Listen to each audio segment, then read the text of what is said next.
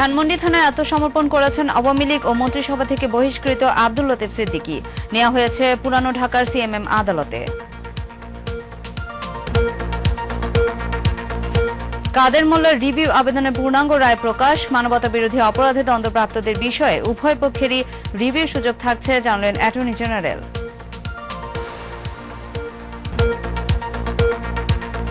কিশোরগঞ্জের নাসিরউদ্দিন আহমেদ ও শামসুদ্দিন আহমেদের বিরুদ্ধে ৭১ মানবতা বিরোধী অপরাধের ৫টি অভিযোগে তদন্ত প্রতিবেদন চূড়ান্ত, আগামীকাল ট্রাইব্যুনালে দাখিল।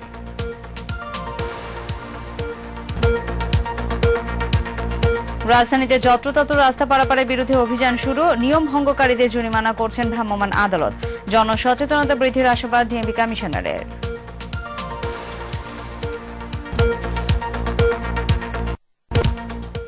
আসসালামু আলাইকুম, নাদিয়া আলম আমন্ত্রণ জানাচ্ছি মাই টিভি সংবাদে। এতক্ষণ শুনছিলেন শিরোনাম, এবার চলে যাব বিস্তারিত সংবাদে। অবশেষে আত্মসমর্পণ করলেন আওয়ামী লীগ ও মন্ত্রিসভা থেকে বহিষ্কৃত আব্দুল লতিফ সিদ্দিকী। দুপুর ১:২২ তিনি ধানমন্ডি থানায় এসে আত্মসমর্পণ করেন। লতিফ সিদ্দিকীকে এখন সিএমএম আদালতে নেওয়া হয়েছে।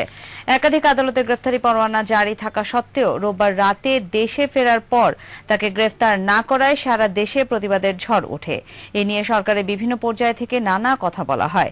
২৯ সেপ্টেম্বর নিউ ইয়র্কে এক মতবিনিময় সভায় হজ, তাবলিগ জামায়াত নিয়ে বিতর্কিত মন্তব্য করেন লতিফ সিদ্দিকী। এ নিয়ে সারা দেশে প্রতিবাদের ঝড় ওঠে। পরে তাকে মন্ত্রিসভা ও দল থেকে বহিষ্কার করা হয়।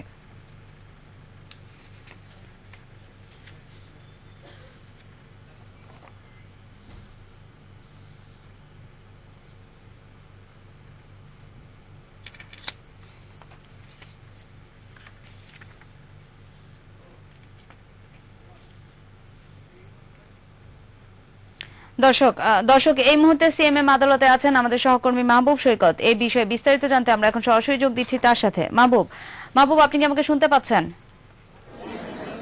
মাহবুব, আমরা জানি লতিফ সিদ্দিকী দুপুরে আত্মসমর্পণের পর তাকে সিএমএম আদালতে নেওয়া হয়েছে, তো এই বিষয়ে বিস্তারিত আমাদেরকে একটু জানান।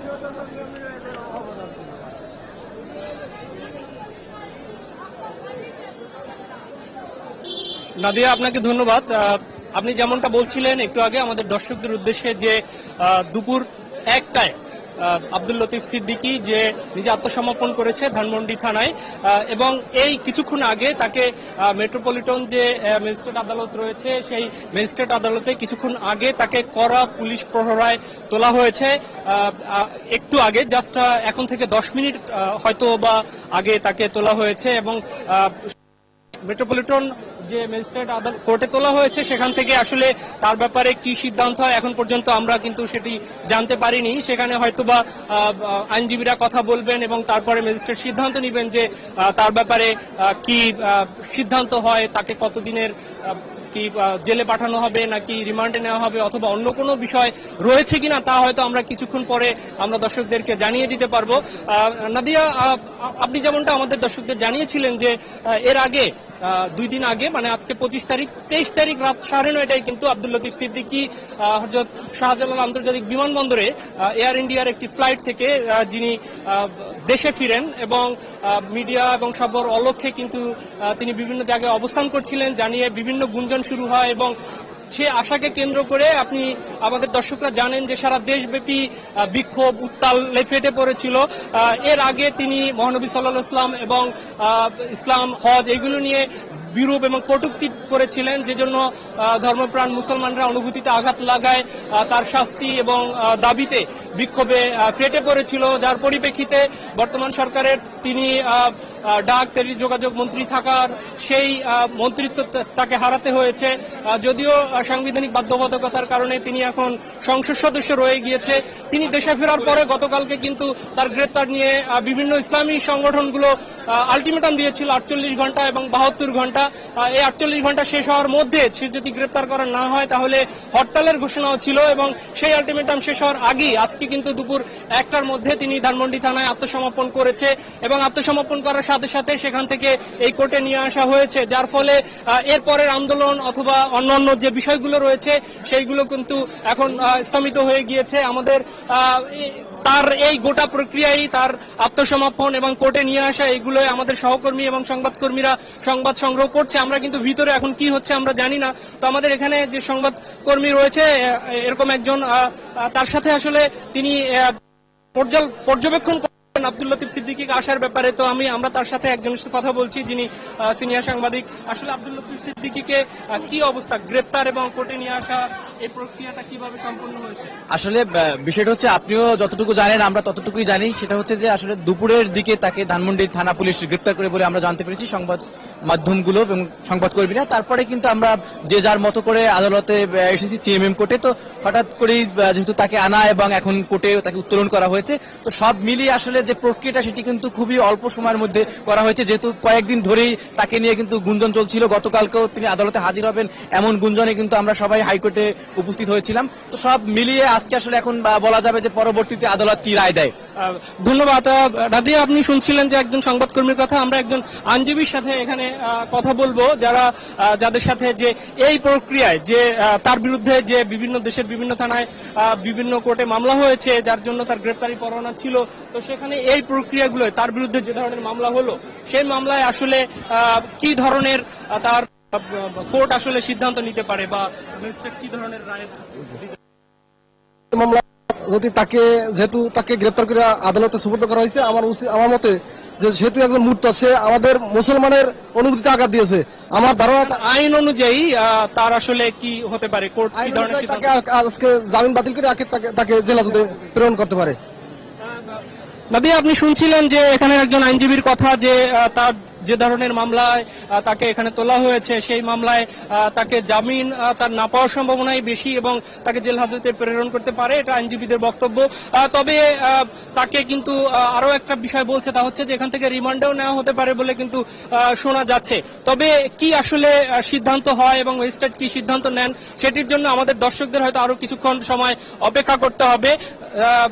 এই জন্য আমরা হয়তো বা আমাদের খবরের শেষ দিকে হয়তো বা এর মধ্যে যদি নেমে আসে বা কোর্ট রায় দেয় বা কোর্ট যদি জানার সিদ্ধান্ত দেয়, তখন আমরা হয়তো জানিয়ে দিতে পারবো। নাদিয়া। মাহবুব, আপনাকে ধন্যবাদ। দর্শক, রাজধানী সিএমএম আদালতে রয়েছেন আমাদের সহকর্মী মাহবুব সৈকত। আমরা যতদূর জানি লতিফ সিদ্দিকী আজ ধানমন্ডি থানায় আত্মসমর্পণ করেছেন। তো তাকে সিএমএম আদালতে নেওয়া হয়েছে। মাহবুব আমাদেরকে জানাচ্ছিলেন সেখানকার সর্বশেষ পরিস্থিতি। লতিফ সিদ্দিকী ইস্যুতে সাধারণ ধর্মপ্রাণ মানুষকে উস্কে দিয়ে বাংলাদেশকে জঙ্গি ও মৌলবাদী রাষ্ট্র বানানোর ষড়যন্ত্র চলছে বলে মন্তব্য করেছেন বিএনপির ভারপ্রাপ্ত মহাসচিব মির্জা ফখরুল ইসলাম আলমগীর। লতিফ সিদ্দিকীর দেশে ফেরার বিষয়টি স্পষ্ট করার দাবিতে দুপুরে বিএনপি চেয়ারপারসনের গুলশান কার্যালয়ে সংবাদ সম্মেলনে তিনি মন্তব্য করেন। ফখরুল বলেন, তিনি গণমাধ্যমে প্রকাশিত ও প্রচারিত সংবাদ থেকে প্রতীয়মান হয় লতিফ সিদ্দিকীর দেশে ফেরা সম্পর্কে সরকার আগে থেকেই অবগত ছিল।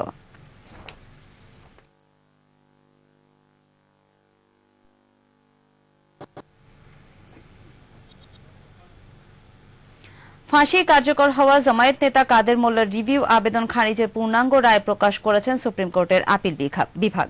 প্রকাশিত রায় বলা হয়েছে, পূর্ণাঙ্গ রায় প্রকাশের 15 দিনের মধ্যে আবেদন করতে হবে। গত বছরে 12 ডিসেম্বর কাদের মোল্লার রিভিউ খারিজের পর ওই দিন রাতে তার ফাঁসি কার্যকর করা হয়।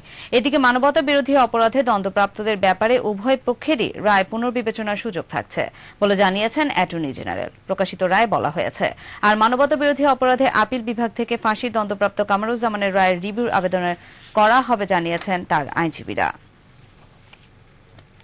জিয়া চ্যারিটেবল ট্রাস্ট মামলার অভিযোগ গঠনের বৈধতা চ্যালেঞ্জ করে দায়ের করা একটি লিভ টু আপিলের আদেশ 30 নভেম্বর পুনর্নির্ধারণ করেছেন আপিল বিভাগ। সকালে প্রধান বিচারপতি মোহাম্মদ মোজাম্মেল হোসেনের নেতৃত্বে 5 সদস্যের আপিল বিভাগ এই আদেশ দেন। এর আগে সোমবার জিয়া অরফানেজ ট্রাস্ট দুর্নীতি মামলায় অভিযোগ গঠন ও অভিযোগপত্রের বৈধতা চ্যালেঞ্জ করে বিএনপি চেয়ারপারসন বেগম খালেদা জিয়ার 2টি লিভ টু আপিল খারিজ করে দেন আপিল বিভাগ। কিশোরগঞ্জের নাসির উদ্দিন আহমেদ ওরফে মোহাম্মদ নাসির ওরফে ক্যাপ্টেন এটিএম নাসির এবং শামসুদ্দিন আহমেদ নামে আপন দুই ভাইয়ের বিরুদ্ধে 71 মানবতা বিরোধী অপরাধের তদন্ত শেষ করেছে আন্তর্জাতিক অপরাধ ট্রাইব্যুনালের তদন্ত সংস্থা। তাদের বিরুদ্ধে হত্যা, গণহত্যা, নির্যাতন সহ 5টি অভিযোগ আনা হয়েছে। প্রায় 1.5 বছর তদন্তের পর 450 পাতার তদন্ত প্রতিবেদন প্রস্তুত করেছে তদন্ত সংস্থা। আগামীকাল ট্রাইব্যুনালে আনুষ্ঠানিকভাবে অভিযোগ দাখিলের পর এদের বিরুদ্ধে গ্রেফতারি পরোয়ানা চাওয়া হবে বলে জানিয়েছেন তদন্ত সংস্থার প্রধান সমন্বয়কারী মোহাম্মদ আব্দুল হান্নান খান।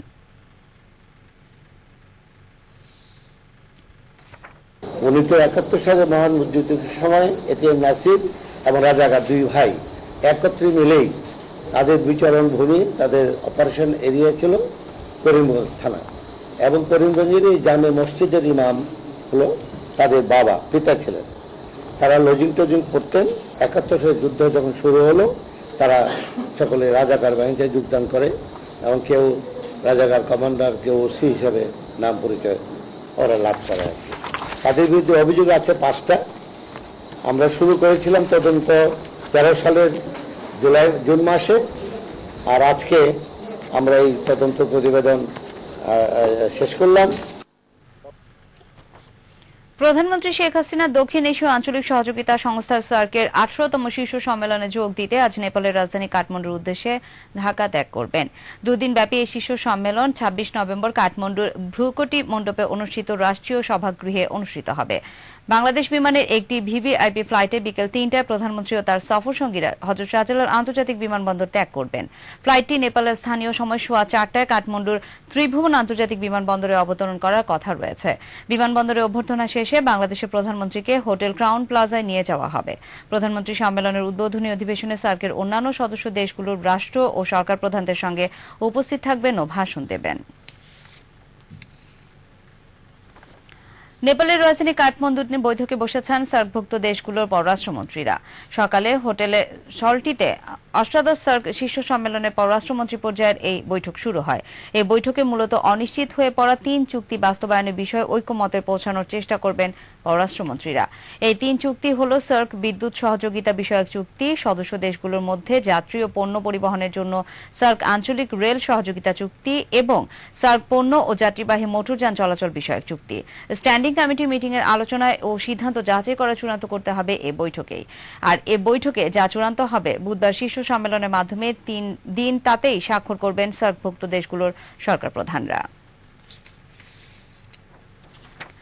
রাজধানীতে যত্রতত্র রাস্তা পারাপারের বিরুদ্ধে অভিযান শুরু করেছে ডিএমপি ট্রাফিক বিভাগ। সকাল থেকে কাবরান বাজার ও বাংলা মোটরে ফুট ওভার ব্রিজ ব্যবহার না করে যত্রতত্র রাস্তা পারাপারের অপরাধে জরিমানা করা হয়েছে অনেককে। অভিযানের প্রথম দিন হওয়াতে জেল নয়, অপরাধ অনুযায়ী 20 টাকা থেকে 200 টাকা পর্যন্ত জরিমানা করা হচ্ছে বলে জানিয়েছেন ঢাকা জেলা প্রশাসনের ম্যাজিস্ট্রেট। দুপুরে অভিযান পরিদর্শনে এসে ডিএমপি কমিশনার বেনজির আহমেদ এ ধরনের অভিযানের ফলে জনসচেতনতা বৃদ্ধি হতে পারে আর এ ধরনের অভিযানকে সমর্থন জানিয়েছে নগরবাসী। এসকে লিটনের রিপোর্ট। কয়েকদিন থেকে ট্রাফিক পুলিশ গলা ফাটিয়ে মাইকে জনসচেতনতা বৃদ্ধি করার জন্য যত্রতত্র রাস্তা পারাপার থেকে নগরবাসীকে বিরত থাকার আহ্বান জানান। গত 22 নভেম্বর আনুষ্ঠানিক সংবাদ সম্মেলনে ডিএমপি কমিশনার বেনজির আহমেদ জানিয়েছিলেন, যত্রতত্র রাস্তা পারাপার নয়, ফুট ওভার ব্রিজ ও আন্ডারপাস ব্যবহারে জনসচেতনতা বৃদ্ধি করতে 3 দিনের ক্যাম্পেইনের পর যত্রতত্র রাস্তা পারাপারকারীদের বিরুদ্ধে জেল জরিমানা করা হবে। নাগরিকদেরকে, প্যাডেস্ট্রিয়ানদেরকে, রোড ইউজার্সদেরকে ফুট ওভার ব্রিজগুলো রয়েছে সেগুলো ব্যবহারে আমরা অনুপ্রাণিত করতে চাই। নির্ধারিত দিন অনুযায়ী রাজধানীর কারওয়ান বাজার ও বাংলা মোটরে মোবাইল কোর্ট পরিচালনা করা হয়। যত্রতত্র রাস্তা পারাপারের অপরাধে জরিমানা করা হয় শতাধিক ব্যক্তিদের।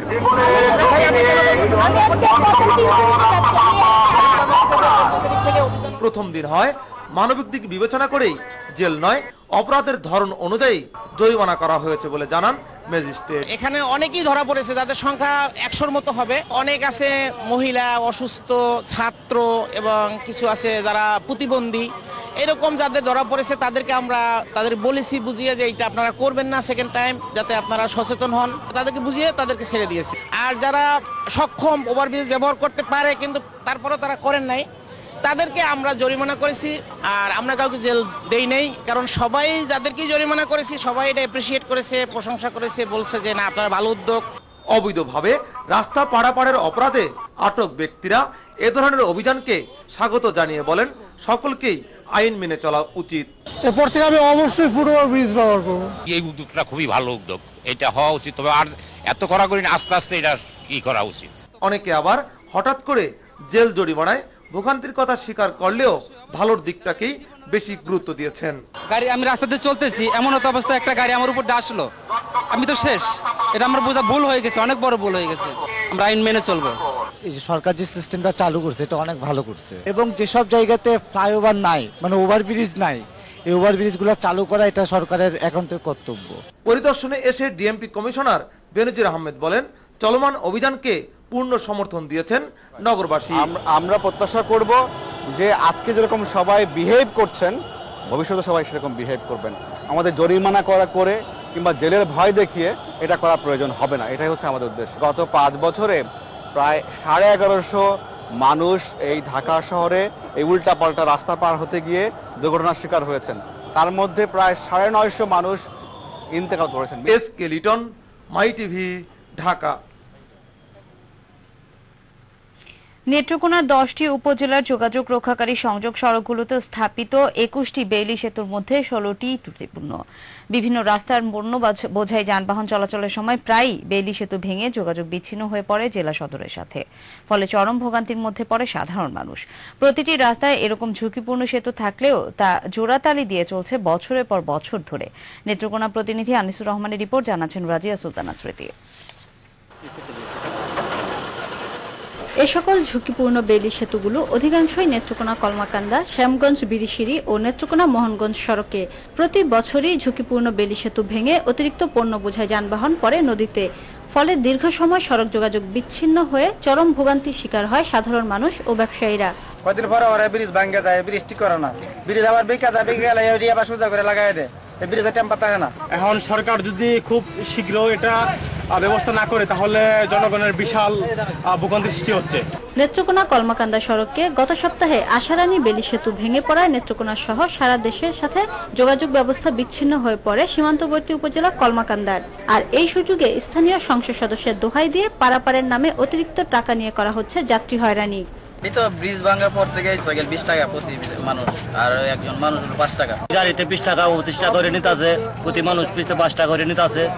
নেত্রকোনা থেকে ডাইরেক্ট কলমাকান্দা যেতাম 55 টাকা, এখন 60-65 টাকা আমাদের খরচ হইতেছে, আর এখানে গুদারও ভাড়া নিতেছে আমাদের জনপ্রতি 5 টাকা করে। বেইলি সেতুগুলো জোড়াতালি দিয়ে চালানো হচ্ছে স্বীকার করে তা দ্রুত সংস্কার করে দেওয়ার আশ্বাস দেন নেত্রকোনা সড়ক ও জনপদ বিভাগের উপসহকারী প্রকৌশলী। কিছুদিন পরপরই এগুলাতে বিভিন্নভাবে নানাভাবে মেনটেন করে ওয়েল্ডিং বা আদার্স নাট বোল্টের করে আমরা কোনোভাবে এটাকে মেনটেন করে চলাচ্ছি, কিন্তু এখানে ব্রিজের যে প্রয়োজন সেটা আমরা ঊর্ধ্বতন কর্তৃপক্ষকে বিভিন্ন সময় জানিয়েছি। এবং রাজিয়া সুলতানা স্মৃতি। যুক্তরাষ্ট্রের মিসৌরি অঙ্গরাজ্যে কৃষ্ণাঙ্গ কিশোরকে গুলি করে হত্যার ঘটনায় গুলি বর্ষণকারী পুলিশ কর্মকর্তা নির্দোষ বলে জানিয়েছে দেশটির গ্র্যান্ড জুরি। তবে এই সিদ্ধান্তে হতাশা প্রকাশ করেছে ওই কৃষ্ণাঙ্গ বালকের পরিবার। এদিকে এই সিদ্ধান্তের পর ফার্গুসনের সেন্ট লুইস এলাকায় বিক্ষোভ ছড়িয়ে পড়ে। পরিস্থিতি সামাল দিতে পুলিশ টিয়ার সেল নিক্ষেপ করে ও গুলিও ছোড়ে। রায় ঘোষণার পর ফার্গুসনের জনগণ ও পুলিশের প্রতি সংযম প্রদর্শনের আবেদন জানিয়েছে মার্কিন প্রেসিডেন্ট বারাক ওবামা। সেই সাথে সেন্ট লুইস সফর করে এক সংবাদ সম্মেলনে সকলকে শান্তি ও আইনের প্রতি শ্রদ্ধা দেখানোর আহ্বান জানিয়েছে মিসৌরির গভর্নর জে নিক্সন। পদত্যাগ করেছেন মার্কিন প্রতিরক্ষা মন্ত্রী চাক হেগেল। পেন্টাগনের সর্বোচ্চ পদটিতে প্রায় 2 বছর দায়িত্ব পালন করেন তিনি 2013 সালে সাবেক প্রতিরক্ষা মন্ত্রী লিও প্যান্টিনার স্থলাভিষিক্ত হন। ধারণা করা হচ্ছে জঙ্গি সংগঠন আইএস এর উত্থান প্রতিরোধে কার্যকর ব্যবস্থা উপযুক্ত রণকৌশল প্রণয়নে ব্যর্থতার দায় নিয়ে সরে যেতে হচ্ছে চাক হেগেলকে। পাশাপাশি রিপাবলিকান অধ্যুষিত কংগ্রেসের সঙ্গে তিক্ত সম্পর্কই তার এ পদত্যাগের নেপথ্যের কারণ বলে মনে করছেন অনেকেই। প্রেসিডেন্ট ওবামা চাক হেগেলের পদত্যাগপত্র গ্রহণ করেছেন, তবে সিনেটের নতুন প্রতিরক্ষা মন্ত্রীর নাম ঘোষণার আগ পর্যন্ত দায়িত্ব পালন করে যাবেন চাক হেগেল। চাক হেগেলের উত্তরসূরি হিসেবে যাদের নাম সবচেয়ে বেশি উচ্চারিত হচ্ছে তারা হলেন সাবেক উপ প্রতিরক্ষা মন্ত্রী মাইকেল ফ্লোনয় এবং সাবেক সহকারী প্রতিরক্ষা মন্ত্রী অ্যাস্টন কার্টার। দর্শক, এ পর্যায়ে জানাবো খেলার সংবাদ।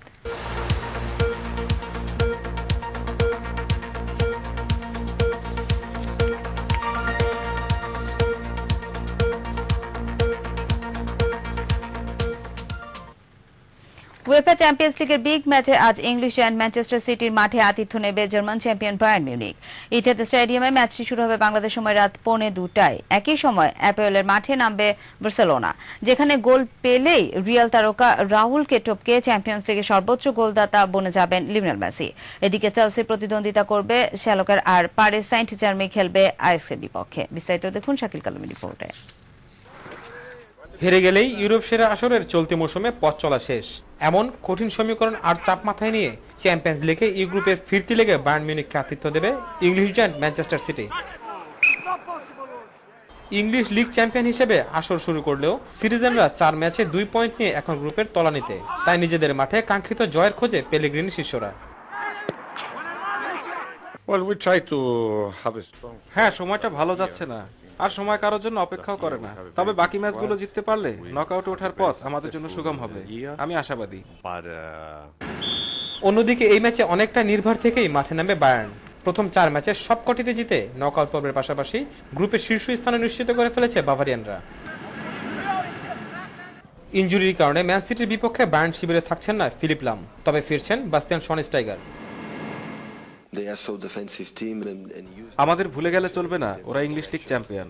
আমরা জয়ের ধারায় রয়েছি ঠিকই, তবে সেই ধারাবাহিকতা ধরে রাখতে ম্যান সিটি নিঃসন্দেহে কঠিন প্রতিপক্ষ। এদিকে আপোয়েল নিকোসিয়ার মাঠে আতিথ্য নেবে 2 ম্যাচ হাতে রেখে নকআউট পর্ব নিশ্চিত করা বার্সেলোনা। তবে ইনজুরির কারণে এই ম্যাচে কাতালানরা পাচ্ছে না নির্ভরযোগ্য মিডফিল্ডার আন্দ্রেস ইনিয়েস্তাকে। গেল ম্যাচে স্প্যানিশ লিগে সেভিয়ার বিপক্ষে হ্যাট্রিকের পাশাপাশি সর্বোচ্চ গোলদাতার রেকর্ড স্পর্শ করেন দলের মূল ভরসা লিওনেল মেসি। এই ম্যাচে একই রেকর্ড অপেক্ষমান এলেমটেনের সামনে। গোল পেলে রিয়াল স্ট্রাইকার রাউল গঞ্জালেসকে টপকে চ্যাম্পিয়ন্স লিগের সর্বোচ্চ গোলদাতা বনে যাবেন ফুটবলের এই ক্ষুদে জাদুকর। অন্যদিকে 1 ম্যাচ বাকি থাকতে নকআউট পর্বে ওঠার আশা নিয়ে শালকের মাঠে খেলবে ইংলিশ ক্লাব চেলসি। জার্মানির দলটিকে হারাতে পারলেই শেষ 16 টিকিট হাতে পাবে হোসে মরিনহোর শিষ্যরা। শাকিল কালাম, মাই টিভি। দর্শক, মাই টিভি সংবাদের একেবারে শেষ প্রান্তে আমরা, তবে শেষ করবার আগে শিরোনামগুলো জানিয়ে দেব আরো একবার। ধানমন্ডি থানায় আত্মসমর্পণের পর আওয়ামী লীগ ও মন্ত্রিসভা থেকে বহিষ্কৃত আব্দুল লতিফ সিদ্দিকীকে কারাগারে পাঠানোর নির্দেশ।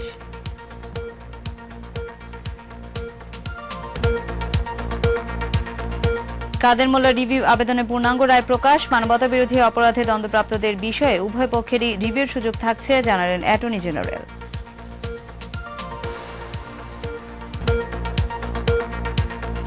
কিশোরগঞ্জের নাসিরউদ্দিন আহমেদ ও শামসুদ্দিন আহমেদের বিরুদ্ধে ৭১ মানবতা বিরোধী অপরাধে 5টি অভিযোগে তদন্ত প্রতিবেদন চূড়ান্ত, আগামীকাল ট্রাইব্যুনালে দাখিল।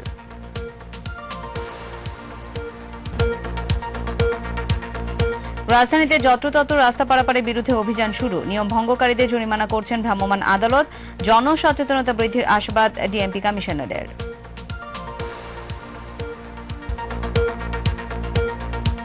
যুক্তরাষ্ট্রের মিসৌরিতে কৃষ্ণাঙ্গ কিশোর হত্যার ঘটনায় গুলিবর্ষণকারী পুলিশ কর্মকর্তাকে নির্দোষ বলে রায় দিয়েছে গ্র্যান্ড জুরি, প্রতিবাদে সেন্ট লুইস এলাকায় বিক্ষোভ সংঘর্ষ।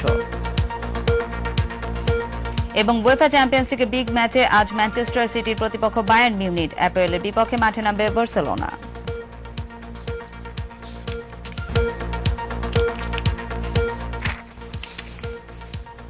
দর্শক, এই ছিল এখনকার সংবাদে। আমাদের জেলা সংবাদ প্রচারিত হবে বিকেল 5টায়। সে পর্যন্ত মাই টিভির সঙ্গে থাকুন, দেখুন মাই টিভি সংবাদ। বিদায় নিচ্ছে আমি নাদিয়া আলম, আল্লাহ হাফেজ। এই জন্য আমরা হয়তোবা আমাদের খবরের শেষ দিকে হয়তোবা এর মধ্যে যদি নেমে আসে বা কোর্ট রায় দেয় বা কোর্ট যদি জানার সিদ্ধান্ত দেয়, তখন আমরা করে ও গুলিও ছোড়ে। রায় ঘোষণার পর ফার্গুসনের জনগণ ও পুলিশের প্রতি সংযম প্রদর্শনের আবেদন জানিয়েছে মার্কিন প্রেসিডেন্ট বারাক ওবামা। সেই সাথে সেন্ট লুইস সফর করে এক সংবাদ সম্মেলনকে সমর্থন জানিয়েছে নগরবাসী। এসকে লিটনের রিপোর্ট। কয়েকদিন থেকে ট্রাফিক পুলিশ গলা ফাটিয়ে দর্শকদের হয়তো আরো কিছুক্ষণ সময় অপেক্ষা করতে হবে। এই জন্য আমরা হয়তোবা আমাদের খবরের শেষ দিকে হয়তোবা এর মধ্যে যদি নেমে আসে বা কোর্ট থাকছে, জানালেন অ্যাটর্নি জেনারেল।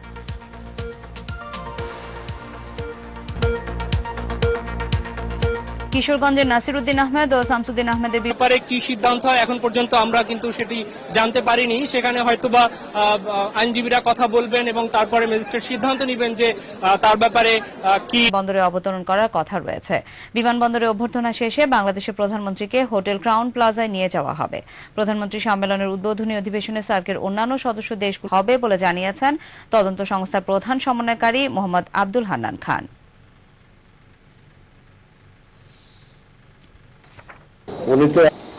আমরা শুরু করেছিলাম তদন্ত 13 সালের জুন মাসে, আর আজকে আমরা এই তদন্ত প্রতিবেদন নেপথ্যের কারণ বলেও মনে করছেন অনেকেই। প্রেসিডেন্ট ওবামা চাক হেগেলের পদত্যাগপত্র গ্রহণ করেছেন, তবে সিনেটে নতুন প্রতিরক্ষা মন্ত্রীর নাম ঘোষণার আগ পর্যন্ত দায়িত্ব পালন করে যাবেন চাক হেগেল।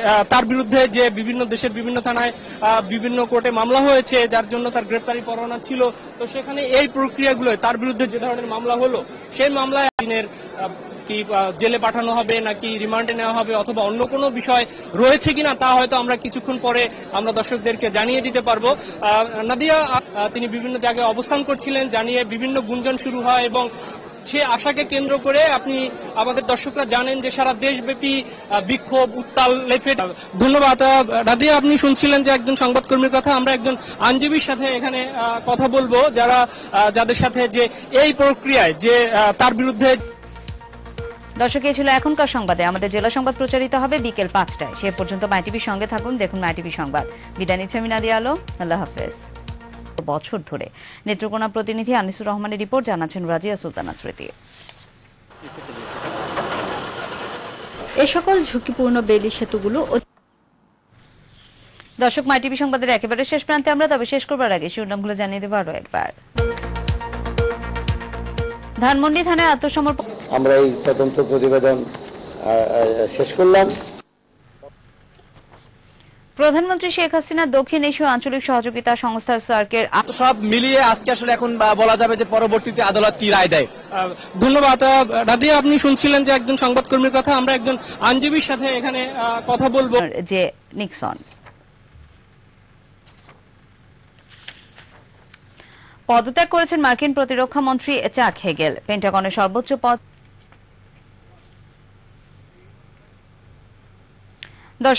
দর্শক এই মুহূর্তে সিএমএম আদালতে আছেন আমাদের সহকর্মী মাহবুব সৈকত। এই বিষয়ে বিস্তারিত জানতে করে না, তবে বাকি ম্যাচগুলো জিততে পারলে নকআউটে ওঠার পথ আমাদের জন্য সুগম হবে, আমি আশাবাদী। অন্যদিকে এই ম্যাচে অনেকটা নির্ভর থেকেই মাঠে নামবে বায়ার্ন। জানিয়ে দিতে পারবো নাদিয়া, আপনি যেমনটা আমাদের দর্শকদের জানিয়েছিলেন যে এর আগে 2 দিন আগে, মানে আজকে 25 তারিখ, 23 তারিখ রাত 9:30টায় কিন্তু আব্দুল লতিফ। এটা আমার বোঝা ভুল হয়ে গেছে, অনেক বড় ভুল হয়ে গেছে। আমরা আইন মেনে চলবো। এই যে সরকার যে সিস্টেমটা চালু করছে এটা অনেক ভালো করছে, এবং যেসব জায়গাতে ফ্লাইওভার নাই, মানে ওভারব্রিজ নাই। নেপালের রাজধানী কাঠমান্ডুতে বৈঠকে বসেছেন সার্কভুক্ত দেশগুলোর পররাষ্ট্রমন্ত্রীরা। সকালে হোটেলে সল্টিতে অষ্টাদশ সার্ক শীর্ষ সম্মেলনের পরে বিকেল 3টায় প্রধানমন্ত্রী ও তার সফর সঙ্গীরা হযরত শাহজালাল আন্তর্জাতিক বিমানবন্দর ত্যাগ করবেন। ফ্লাইটটি নেপালের স্থানীয় সময় সোয়া 4টায় কাঠমান্ডুর ত্রিভুবন আন্তর্জাতিক বিমানবন্দরে অবতরণ করার প্রক্রিয়াগুলো তার বিরুদ্ধে যে ধরনের মামলা হলো, সেই মামলায় আসলে কি ধরনের তার কোর্ট আসলে সিদ্ধান্ত নিতে পারে বা ম্যাজিস্ট্রেট কি ধরনের রায়। বিক্ষোভ সংঘর্ষ।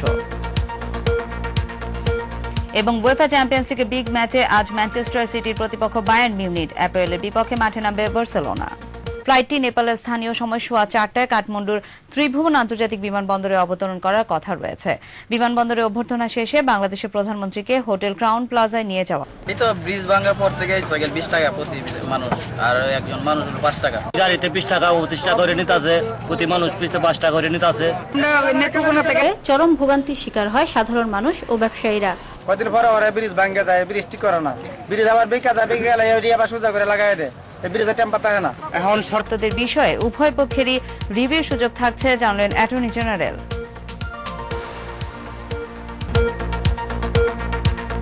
কিশোরগঞ্জের আমাদের ভুলে গেলে চলবে না, ওরা ইংলিশ লিগ চ্যাম্পিয়ন।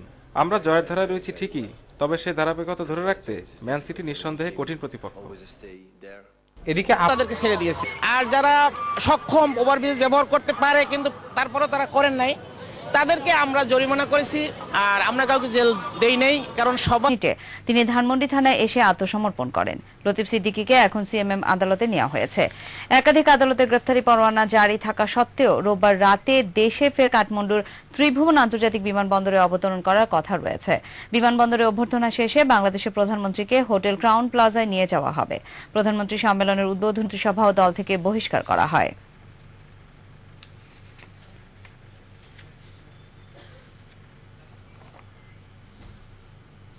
বাজার ও বাংলা মোটরে মোবাইল কোর্ট পরিচালনা করা হয়। যত্রতত্র রাস্তা পারাপারের অপরাধে জরিমানা করা।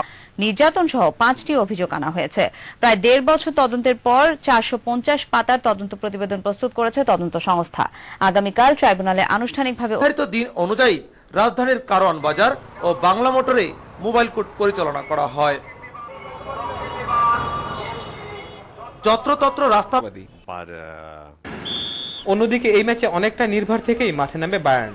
প্রথম 4 ম্যাচে সবকটিতে জিতে নকআউট পর্বের পাশাপাশি গ্রুপের শীর্ষ স্থানে নিশ্চিত করে ফেলেছে। সক্ষম ওভারব্রিজ ব্যবহার করতে পারে, কিন্তু তারপরেও তারা করেন নাই।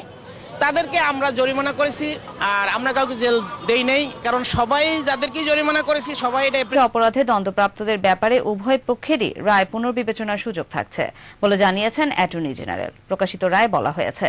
আর মানবতা বিরোধী অপরাধে আপিল বিভাগ থেকে রাজধানীতে যত্রতত্র রাস্তা পারাপারের বিরুদ্ধে অভিযান শুরু। নিয়ম ভঙ্গকারীদের জরিমানা করছেন ভ্রাম্যমাণ আদালত। জনসচেতনতা বৃদ্ধির ভালোর দিকটাকেই বেশি গুরুত্ব দিয়েছেন। গাড়ি আমি রাস্তাতে চলতেছি, এমন একটা অবস্থা একটা গাড়ি আমার উপর দিয়ে আসলো, আমি তো শেষ। এটা আমার বোঝা ভুল হয়ে গেছে, অনেক বড় ভুল হয়ে গেছে। আমরা আইন মেনে উত্তাল ফেটে পড়েছিল।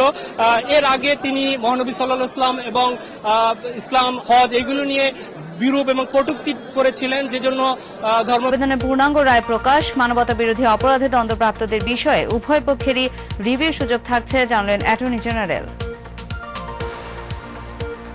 সারা দেশে প্রতিবাদের ঝড় ওঠে। এ নিয়ে সরকারের বিভিন্ন পর্যায় থেকে নানা কথা বলা হয়। 29 সেপ্টেম্বর নিউ ইয়র্কে এক মতবিনিময় সভায় হজ, তাবলিগ জামায়াত নিয়ে বিতর্কিত। এই 48 ঘন্টা শেষ হওয়ার মধ্যে সে যদি গ্রেপ্তার করা না হয় তাহলে হরতালের ঘোষণাও ছিল, এবং সেই আলটিমেটাম শেষ হওয়ার আগেই আজকে কিন্তু দুপুর 1টার মধ্যে তিনি ধানমন্ডি থানায়। আসলে আব্দুল লতিফ সিদ্দিকীকে কি অবস্থা, গ্রেপ্তার এবং কোর্টে নিয়ে আসা, এই প্রক্রিয়াটা কিভাবে সম্পন্ন হয়েছে? আসলে বিষয়টা হচ্ছে আপনিও যতটুকু জানেন আমরা ততটুকুই জানি। সেটা হচ্ছে যে কিশোরগঞ্জের নাসিরউদ্দিন আহমেদ ও শামসুদ্দিন আহমেদের বিরুদ্ধে 71 মানবতা বিরোধী অপরাধে 5টি অভিযোগে তদন্ত প্রতিবেদন চূড়ান্ত, আগামীকাল ট্রাইব্যুনালে দাখিল। অভিযোগ গঠন ও অভিযোগপত্রের বৈধতা চ্যালেঞ্জ করে বিএনপি চেয়ারপারসন বেগম খালেদা জিয়ার 2টি লিভ টু আপিল খারিজ করে দেন আপিল বিভাগ। গেল ম্যাচে স্প্যানিশ লিগে সেভিয়ার বিপক্ষে হ্যাট্রিকের পাশাপাশি সর্বোচ্চ গোলদাতার রেকর্ড স্পর্শ করেন দলের মূল ভরসা লিওনেল মেসি। এই ম্যাচে একই রেকর্ড অপেক্ষা। সব মিলিয়ে আজকে আসলে এখন বলা যাবে যে পরবর্তীতে আদালত কি রায় দেয়। ধন্যবাদ রাদিয়া। আপনি শুনছিলেন যে একজন সংবাদকর্মীর কথা। আমরা একজন আইনজীবীর সাথে এখানে কথা বলবো। যে ধরনের মামলা হলো, সেই মামলায় আসলে কি ধরনের তার কোর্ট আসলে সিদ্ধান্ত নিতে পারে, বা ম্যাজিস্ট্রেট কি ধরনের রায় সম্পন্ন হয়েছে? আসলে বিষয়টা হচ্ছে আপনিও যতটুকু জানেন আমরা ততটুকুই জানি। সেটা হচ্ছে যে আসলে দুপুরের দিকে তাকে ধানমন্ডি থানা পুলিশ গ্রেপ্তার করে বলে আমরা জানতে পেরেছি সংবাদ মাধ্যমগুলো।